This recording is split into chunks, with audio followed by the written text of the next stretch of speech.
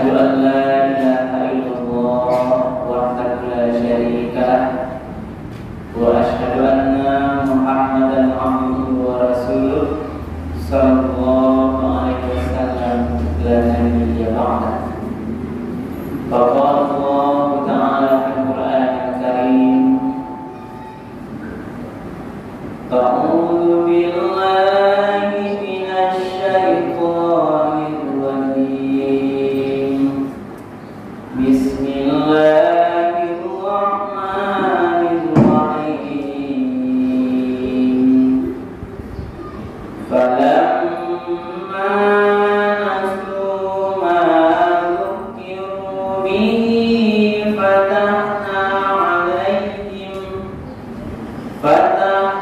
'alaihim abwaaba kulli syai' hatta idza farihu bima utu akhadnahum baghtatan fa idza hum mublisun. Sadaqallahul azim.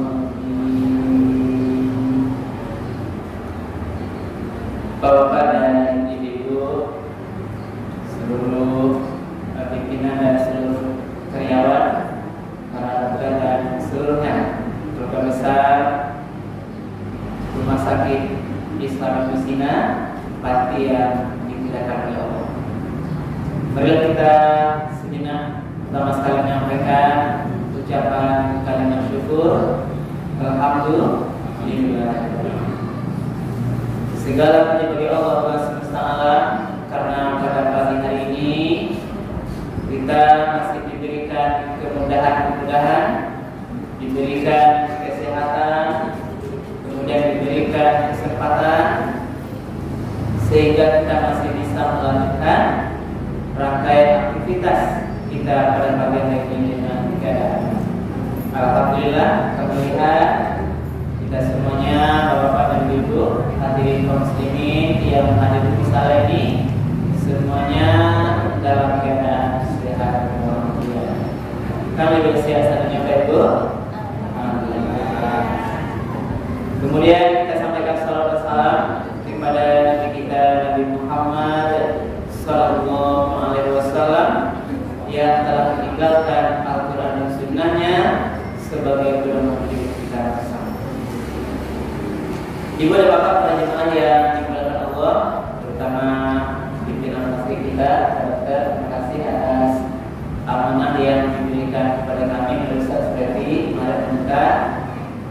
Rasanya ini pertemuan yang kedua kita di sini, dan pada pagi hari ini dasar tausiah kita yang adalah Al-Quran surat Al-An'am. Surah Al-An'am surat yang ke-6 ayat 44. Jadi Al-Quran surat Al-An'am ayat 44.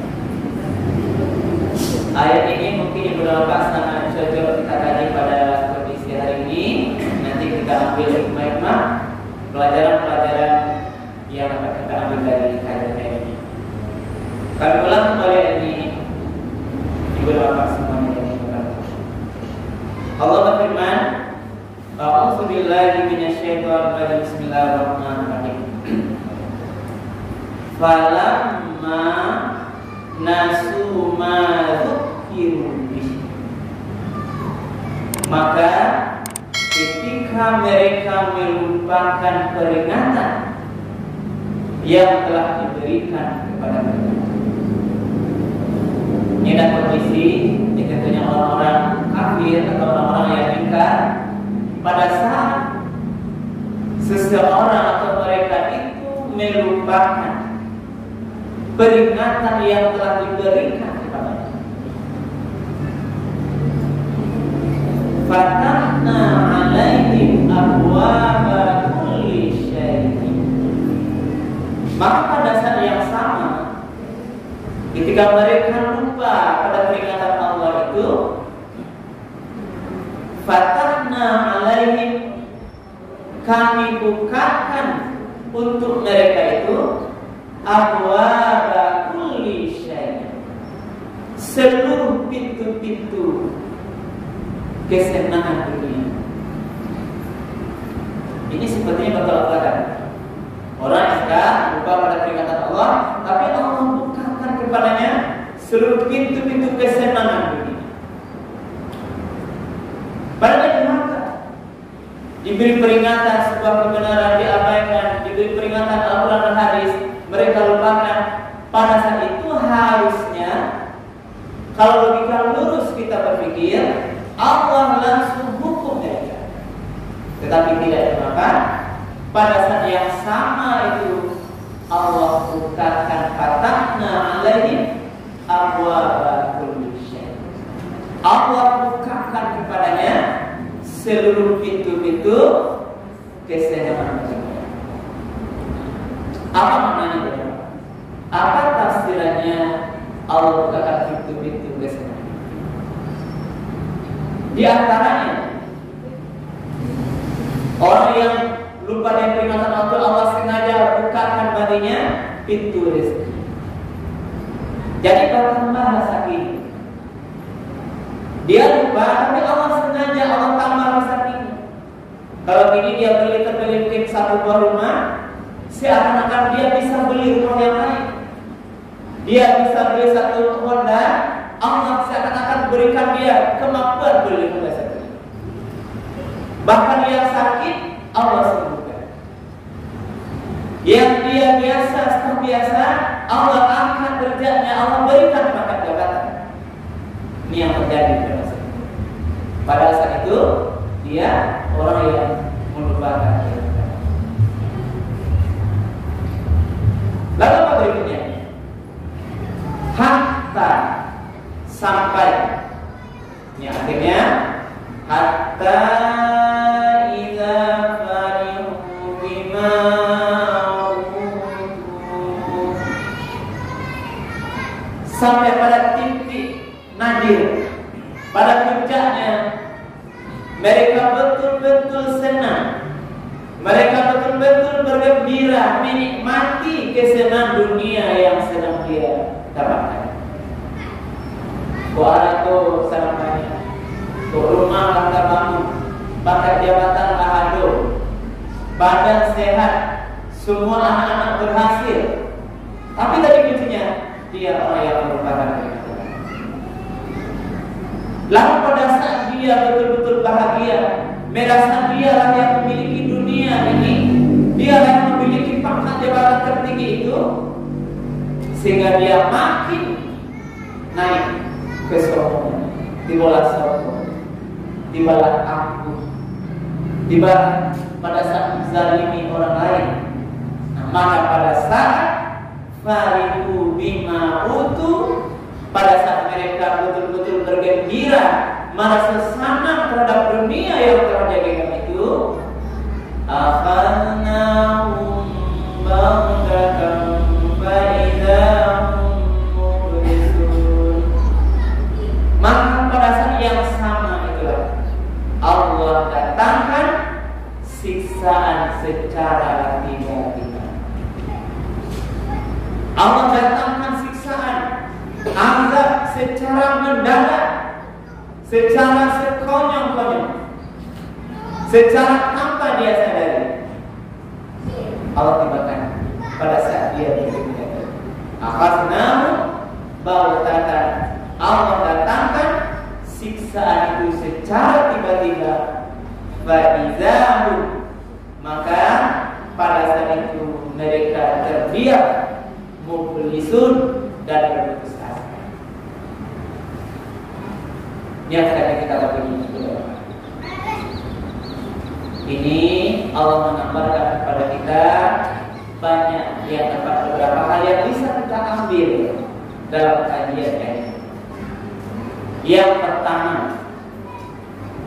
pertama, jangan sampai itu kapanpun, dimanapun kita berada, jangan lupakan peringatan Allah. Yang peringatan Allah, jangan lupakan perintah Allah, jangan lupakan larangan Jadi maksimalkan diri kita di bernafas. Kita maksimalkan diri kita. Nafas yang ada kini yang sisanya Allah tidak tahu sampai kapan.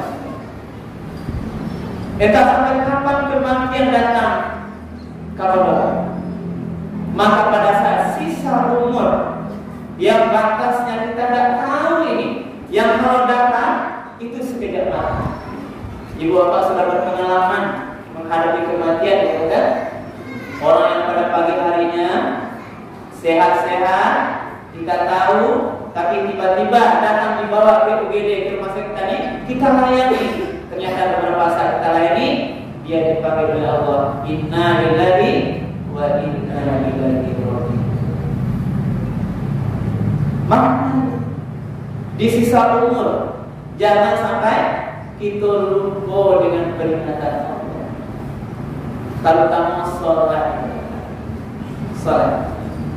sholat sembahyang yang 5 waktu ini, siapapun kita, mari kita laksanakan dengan sebaik-baiknya.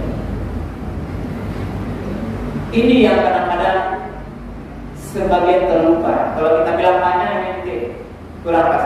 Sebagian terlupa. Yang lupa sholat itu tidak hanya orang yang tua-tua yang muda, tapi dari semua kalangan. Tidak sendiri. Jadi kita yang kadang mendaftar nikah yang sekeren itu, kita coba tanya. Nikah mungkin sebagian masih belum menikah ya, betul ya? Sebagian nikah jawabannya masih dari sekali punya meja. Ini yang sholat ini, tolong dan mari adalah kita laksanakan. Dimanapun kita berada, apapun tugas kita, apalagi bapak-bapak yang laki-laki, saudara-saudara kami, mungkin ada adik kami yang laki-laki. Kalau laki-laki itu tidak ada satu detik pun, tidak ada satu tempat pun untuk kita boleh meninggalkan sholat. Jadi sadar? Coba tanya. Kalau kami laki-laki yang sudah baru berangkat ini, tidak ada satu tempat pun untuk melupakan dengan Allah. Tidak ada waktunya untuk tidak sholat. Sholat ini kalau tidak bisa kita berdiri tegak dengan sempurna, itu boleh duduk. Dan kalau duduk sakit apa? Boleh berbaring, tidur. Dan kalau dia tidur, pada waktu kita barangkali sampai tidur, terakhir adalah cukup kita mengingat dengan hati. Inilah pertahanan terakhir kita, hati dan lidah. Kita ingin berapa? Ceritanya Nabi Ayub, Nabi yang diuji Allah dengan datangnya seluruh penyakit, bahkan badannya sudah berulang, tapi dia meminta pada Allah dua. Jangan sampai dia yang dua macam. Kalau mungkin badan kulitnya sakit dimakan ular, sepertinya dia ikhlaskan. Tapi wahai Allah, jangan sampai engkau ambil dariku. Yang pertama hatiku, yang kedua lidahku. Yang lain dia hanya saya katakan. Bagaimana bisa hatinya sampai diambil oleh Allah dan lidah? Karena hati, kalau engkau ambil ya Allah hatiku, bagaimana aku mengingatmu, mengingat kebesaranmu, mengingat sholat denganmu. Kalau hatinya tidak bisa mengenal Tuhan. Dan kalau engkau ambil lidahmu ya Allah, bagaimana aku lagi zikir mengucapkan lidah yang berzikir kepadamu? Dan bisa aku mungkin ya Allah mengucapkan subhanallah walhamdulillah wa la ilaha illallah Allahu akbar. Karena itulah benteng terakhir hati dan lidah. Jadi kita berdoa, mudah-mudahan hati kita ini selalu ingat pada Allah, ingat peringatan Allah, dan mudah-mudahan lidah kita ini selalu basah dengan peringatan Allah. Ini harus dilatih. Salam mulai pasien mungkin kalau perawat ketika itu mendorong kursi roda itu, zikirlah kepada Allah Subhanahu wa Ta'ala. Mungkin itu yang bisa mempercepat sembuhnya pasien kita. Sedang bekerja, apa yang kita lakukan? Tetap zikir banyak. Dari mulai pagi bangun sampai nanti kita tidur lagi. Ini kita harus melatih lidah ini bagaimana zikir dengan kalimat-kalimat Allah. Biasakan. Apa ini zikir itu?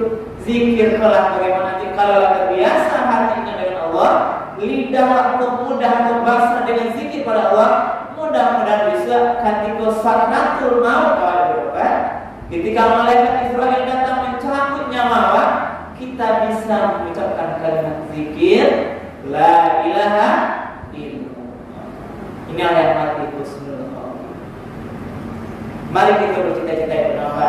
Cita-cita ending kehidupan ini, ending kehidupan yang fana, terakhir kehidupan dunia yang sementara ini. Bahwa mudah-mudahan ketika Allah mendatangkan malaikat Israel, ucapan terakhir sakratul maut, ketika nyawa sudah sampai di kerbau itu, lidah pemuda mengucapkan kalimat la ilaha illallah. Betul.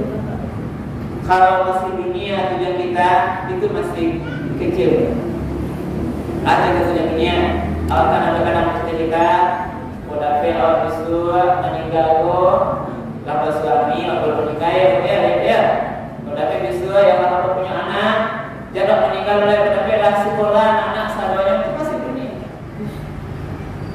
Kalau udah bisu lah meninggal, lah tamat satu rumah untuk anak awal, lah sekolah satu. Kalau yang punyanya pangkat jabatan sudah mendapat karir tertinggi dalam kehidupan, itu masih dunia kecil. Mari kita bercita-cita siapapun kita, matinya husnul khotimah. Sebagaimana ujung dalam surat Al-Fajr itu, ya ayyatuhan nafsul mutmainnah irji'i ila rabbiki radiyatan mardiyah fadkhuli fi ibadi wadkhuli jannati. Wahai jiwa yang tenang, irji ila rabbiki, kembalilah kepada Tuhan. Itu nyawanya. Nyawa ini dititipkan kepada kita sementara yang milik Allah, bisa akan diambil balik kembali kepada kita. Nyawa orang tua yang akan meninggal itu titipan Allah, itu diambil dari Allah balik. Yang kita tanya kenapa bisa pas diambil Allah balik ke Allah itu, Allah ridho dengan nyawa itu atau tidak? Inilah jiwa yang tenang, kembalilah kepada Tuhanmu, radiyatan mardiyah, dengan ridho dan diridhoi. Yang punya nyawa itu, keluarga juga itu, Allah pun meridhoi nyawa itu, dia beri kembali. Berarti dia bersih, tenang, penuh dengan pahala-pahala. Kalau sudah Allah ridho, fadkhuli fi ibadi, masuklah ke dalam golongan hamba-hambaku, dan ending atau akhirnya nanti fadkhuli jannati, masuklah ke dalam surga. Karena apa itu kan lagi masuk surga itu lain semangat. Pertanyaannya berapa? Sudah cukupkah modal awal Tuhan masuk surga? Subuh aja kan ada sembahyang masuk surga loh kan? Subuh karena kita lalai berharap juga surga. Ini artinya ini bagi kita kalau saya mencoba. Bagi pertama yang tadi dikatakan, jangan sampai kita lupa dengan kehendak Allah. Nah, kemudian yang kedua, fatahna alaihim, ketika orang lupa, kenapa Allah bukakan pintu kesenangan dunia ini? Orang ini durhaka, lupa sembahyang tak ada, zalim, suka berjudi, suka memakan minuman keras, tapi Allah bukakan dunia untuk dia. Hidupnya sana nampak darah, badannya sehat, pangkat jabatannya naik, galeri balago, rumah tabangan semua kemewahan itu Allah bukakan.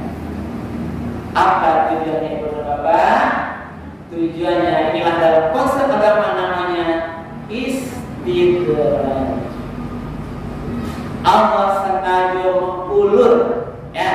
Allah ulur waktu azab bagi dia. Kalau bahasa Minangnya, maka tinggi dulu sampai jatuhnya. Maka apa yang bisa berisi?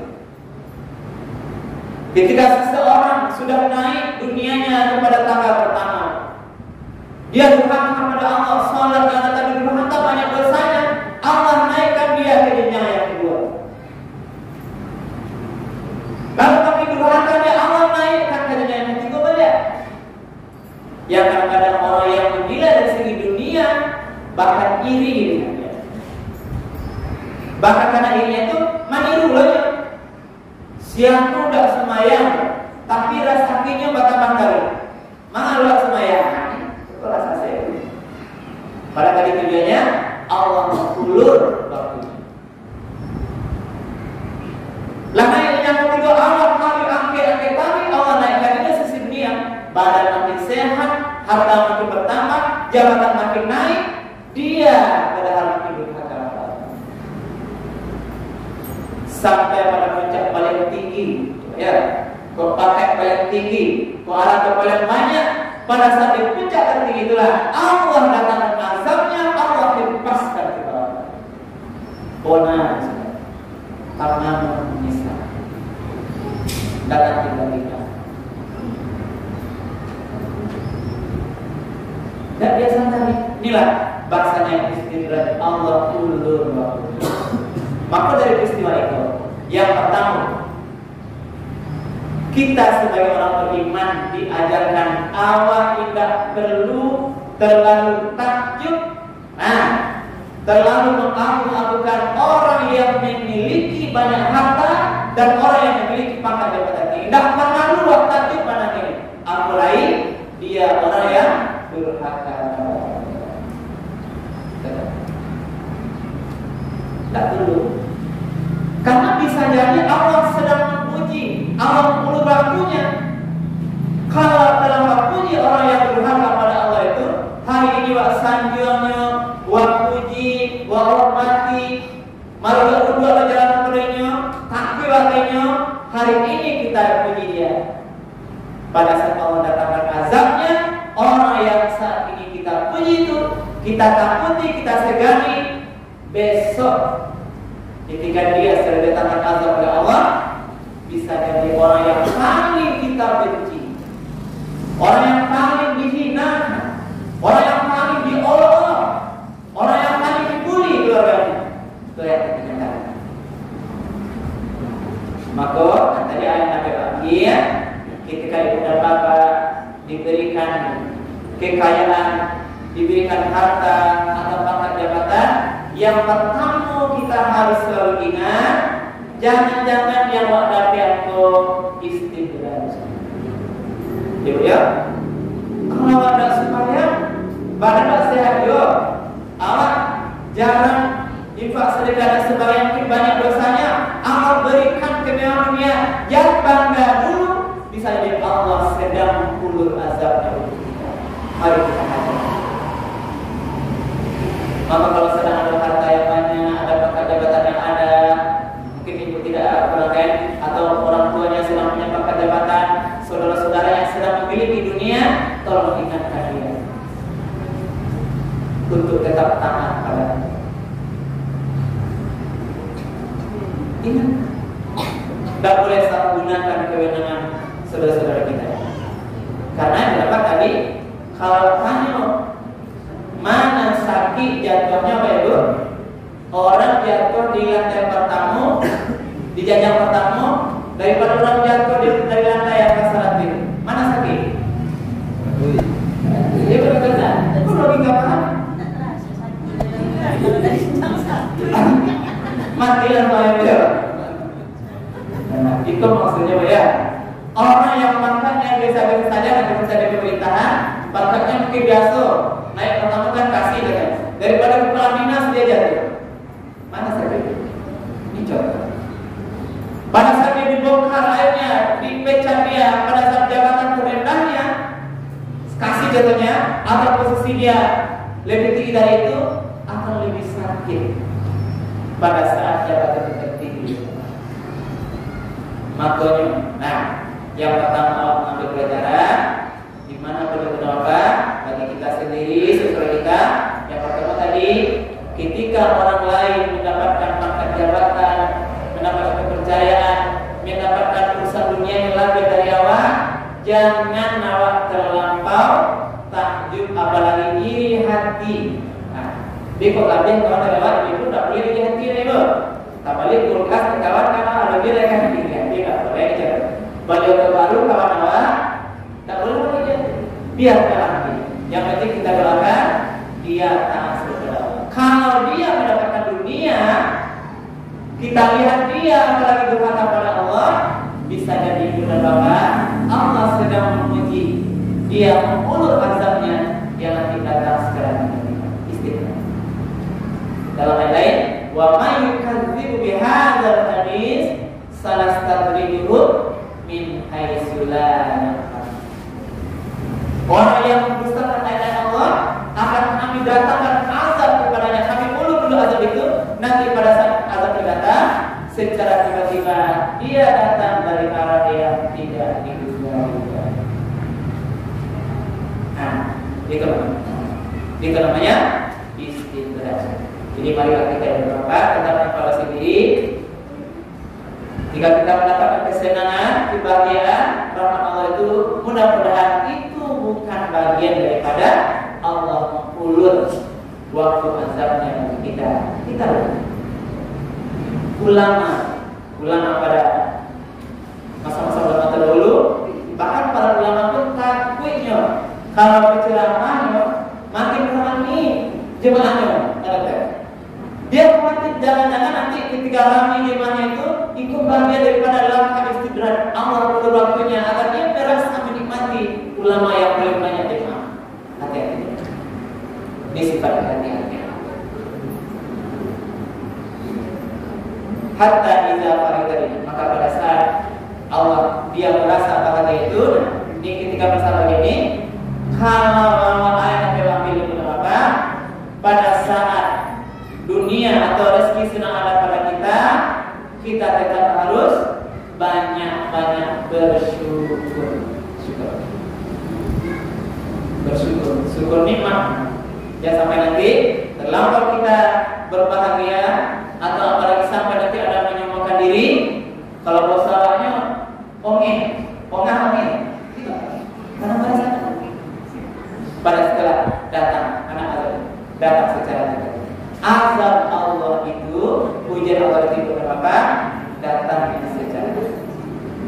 Lalu untuk itu, kalaulah itu ujian itu, barulah dia sadar, barulah tahunya. Faiza mublisun, apa katanya? Ketika azab itu datang tiba-tiba, orang yang melakukan beta ini cabut. Allah menambahkan Allah bongkar aibnya. Jangan bisa berkata rampok ya. Boleh cerita. Allah bongkar aibnya. Maka pada saat dibongkar aib itulah maka banyak kejadian orang yang awalnya terlihat mulia, dipuji-puji, dipuja, dibukakan aib, dibukakan korupsinya, dibukakan kejahatannya. Akhirnya dia terhina. Banyak contoh. Maka mari kita ambil pelajaran dari hal ini. Inilah inti kajian kita itu beberapa makna yang terdapat di dalam surah Al-An'am ayat yang ke-45. Sebelum kami tutup, kami sangat senang kalau kita ada diskusi beberapa. Kalau ada pertanyaan ya Ustaz, kita beri. Baik, pertanyaan apa itu? Dia yang dari tadi siapa yang punya? Paham dulu? Saya paham dulu. Kira-kira bisa ada maknanya? Ada pertanyaan dulu? Ada yang menikah kira-kira dulu? Boleh bisa.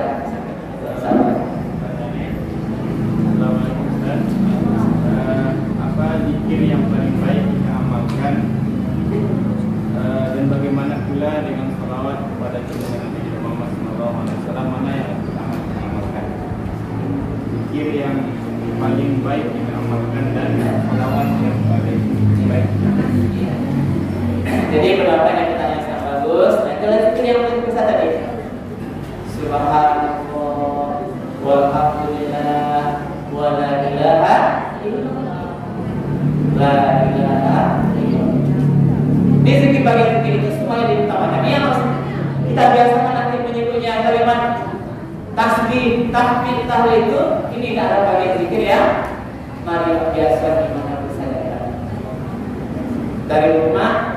Kata tua mungkin ada sekian menit itu lidah ini tidak ada yang menghalangi, bahkan gratis. Banyak pengajuan juga. Jangan kita la ilaha illallah, la ilaha illallah. Atau tadi yang itu dari subhanallah walhamdulillah wa la ilaha illallah. Ini harus kita bahasakan di sini bagian kebiasaan pertama. Kalau sudah salah ketika kita akan Fa'lam la ilaha illallah. Bahkan diajarkan Ibnu Abbas ketika orang sakratul maut, apabila dia ditalkin, dibisikan kalimatnya, kalimat la ilaha illallah. Wassalamualaikum warahmatullahi wabarakatuh.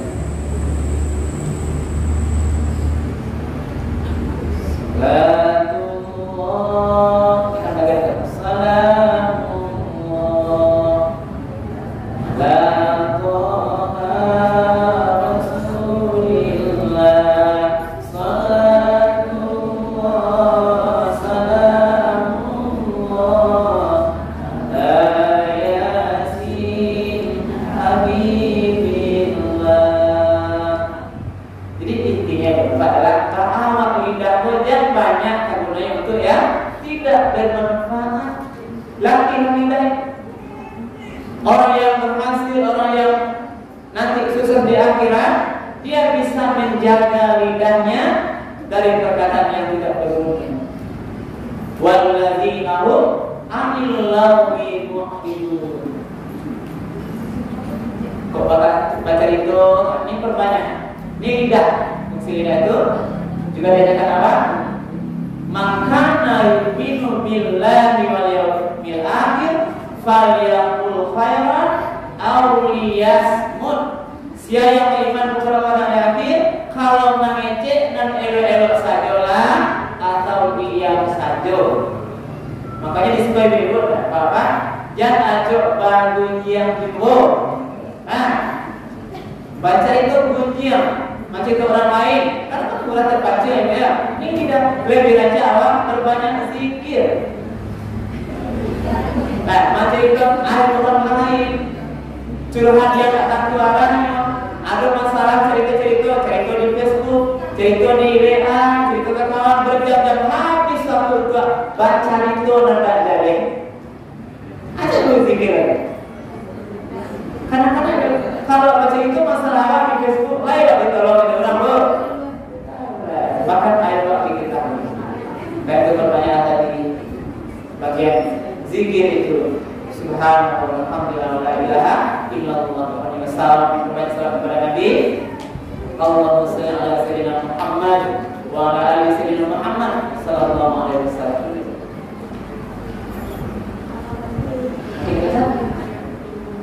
Berapa? Barangkali kita cukupkan. Masih ada?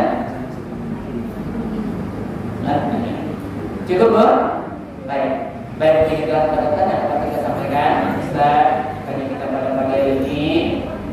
Dengan harapan tentunya, mari kita selalu menjadi orang yang ingat terhadap peringatan Allah, ingat Allah terhadap perintah-perintah Allah, terhadap semua yang disuruh oleh Allah untuk mari kerajuan dengan sempurna ya. Dan terhadap larangan yang dilarang oleh Allah yang ajar itu, yang membuat dosa itu, jangan sampai kerajuan juga.